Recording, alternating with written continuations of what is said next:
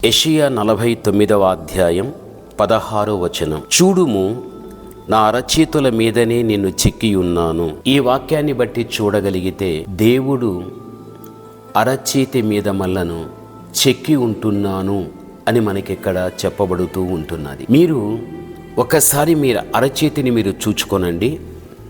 మీ అరచేతిలో చాలా రేఖలు మీకు కనిపిస్తాయి. ఈ రేఖలు ఎలాగైతే చెక్కబడి ఉంటున్నాయో ఆ విధంగా నేను మిమ్మల్ని చెక్కి ఉన్నాను అని అంటున్నాడు. మనిషి యొక్క శరీరములో అమర్చబడినటువంటి ప్రతి అవయవానికి కూడా సంవత్సరాలు గడిచే కొలది అరుగుదల ఉంటుంది, అరిగిపోతూ ఉంటాయి.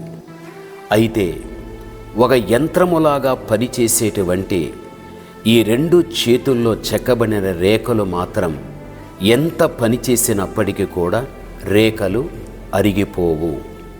అవయవాలన్నీ అరిగిపోతాయి, అయితే రేఖలు మాత్రం అరిగిపోవు. ఈ రేఖలు అరిగిపోలేదు అంటే ఈ రేఖలకు దేవుడు ఎంత భద్రత ఇచ్చాడో అది మనం ఒక్కసారి అర్థం చేసుకోవాలి. దేవుని బిడలగా ఈ అరచేతిలో ఉన్నటువంటి రేఖలకు ఎంత భద్రత అయితే దేవుడు ఇచ్చాడో ఆ విధంగానే నీవు ఏ ఇంటి యజమానుడవైనా యజమానురాలైనా ఎంతమంది పిల్లలు మీకుండినా ఆయన కూడా మీకు అంత భద్రత ఈరోజు వరకు దేవుడు ఇవ్వగలిగాడు. భవిష్యత్తులో ఇంకా దేవుడు మిమ్మల్ని భద్రపరచగలడు.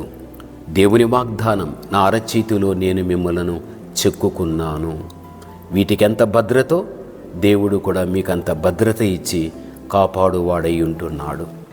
మీ మీద ఎక్కడ కానీ అపవాది యొక్క ప్రమాదము కానీ మనుషుల యొక్క ప్రమాదం కానీ మీ మీద ఎక్కడ కూడా రాకుండా ఉండునట్లు ఆ దేవాతి దేవుడే ఒక కంచెగా మీకు ఉండి మీకు భద్రత ఇచ్చేవాడై ఉంటున్నాడు. కాబట్టి ధైర్యము కలిగి ఇటువంటి మాటల చేత నీవు ఆదరింపబడుతూ భవిష్యత్తును ముందుకు నడిపించుకోవాలని దేవుని వాక్యం మనకు తెలియపరుస్తూ ఉన్నది.